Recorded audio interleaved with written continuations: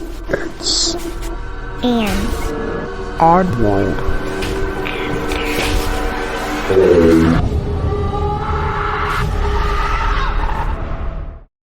Hey oddballs, I'm your host Jensen, and welcome to episode 43. We are creeping out of April, but we are also creeping into a new zodiac season. That's right, it's time to learn who a Taurus is. So here we go.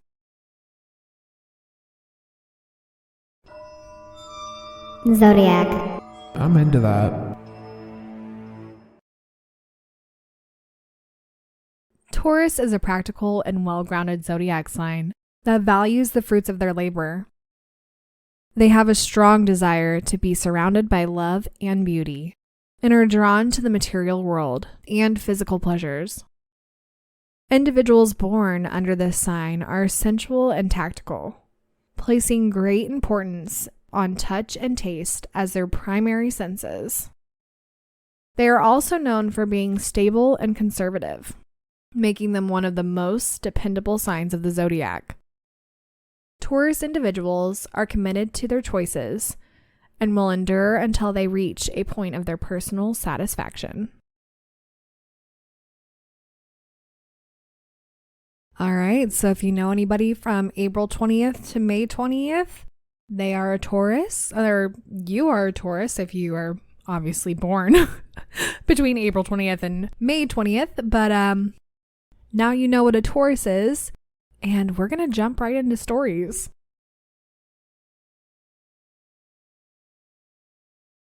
This comes from I'm totally human on Reddit.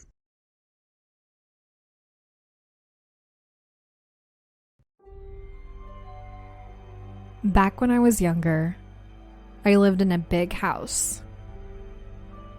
In my room, there was always this dark, dusty closet that I never used.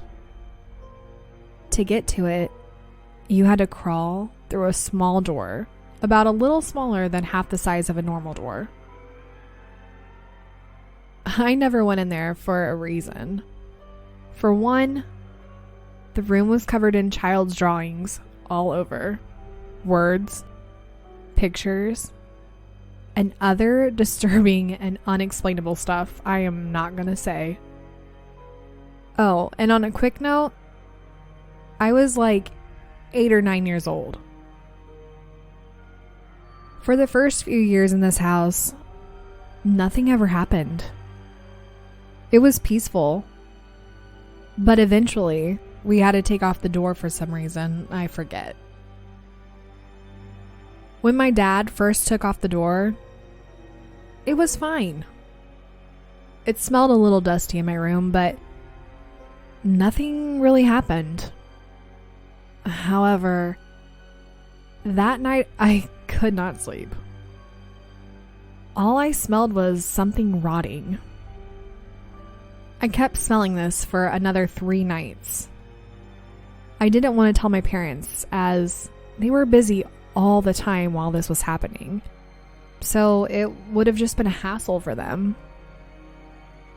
I could only smell the rotting during the night, so I decided to go looking for what it would be. I looked all over my room and found nothing. The last place to check was the closet. There was a pile of dead, rotting rats. At least 8 of them. I screamed, and my parents came in. They cleaned up the rats, confused on how they got in. Thought this was the end? Wrong. The next night, I was hearing creaking floorboards and something mushy moving in my room. I tried to ignore it, but could not fall asleep.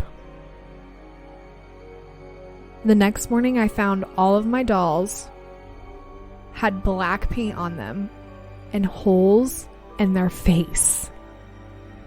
I ran to my parents asking if they did it, and they said no. I asked my cousin if she had been over a few days before. She said no. I didn't really have friends at the time because we lived in the middle of nowhere, so there was nobody else to ask. The next morning, I had a smudge of black paint on my face. Our paint is still in boxes in the storage room, so I was confused. Once I got the paint off, I realized underneath the paint, I was bleeding. Not a terrible amount, but more than the amount from a paper cut. The next night, I decided to go into the closet and found a small whiteboard with a heart on it. And that was the last night I was hearing stuff. It was weird and uncomfortable. For all I know, it could have been a prank, but there were some things I don't think you would do in a prank. I just recently remembered this and wanted to share it.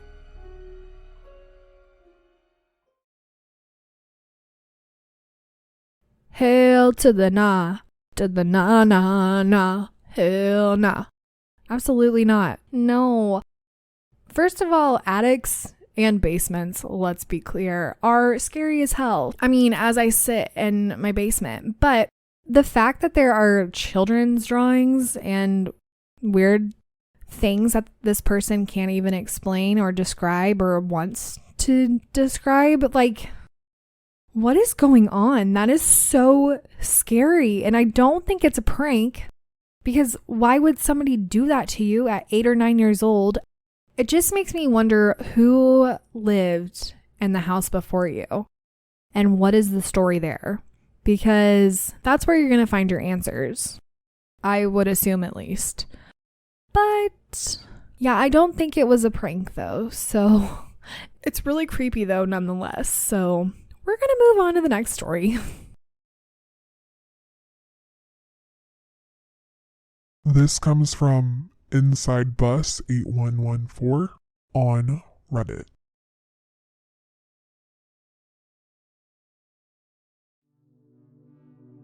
I'm genuinely 98% sure I saw a skinwalker or something.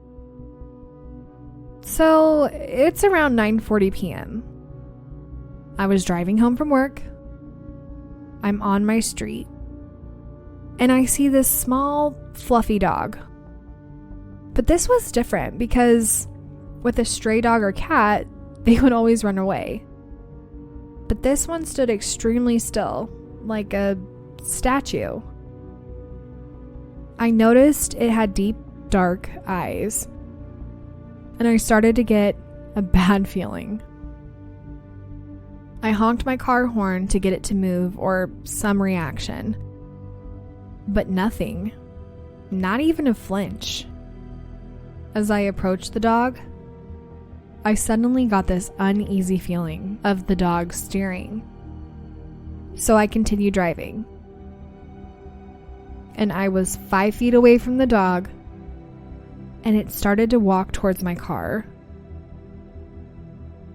Suddenly, I had this deep fear that there was something chasing me from behind my car. My adrenaline kicked in, and my heart was pounding as I pressed on the gas to attempt to outrun this thing. And as I pressed on the gas, I got this vivid image in my head of this 8-foot figure chasing right behind my car. My adrenaline was still running. I look in the mirror and I see nothing because it's so dark outside. I get to the gate and I immediately look back and I see nothing. But I still have that feeling that I'm still being watched in the shadows of the dark. It wasn't until I got home that I felt safe and secure, and the feeling of being watched was gone.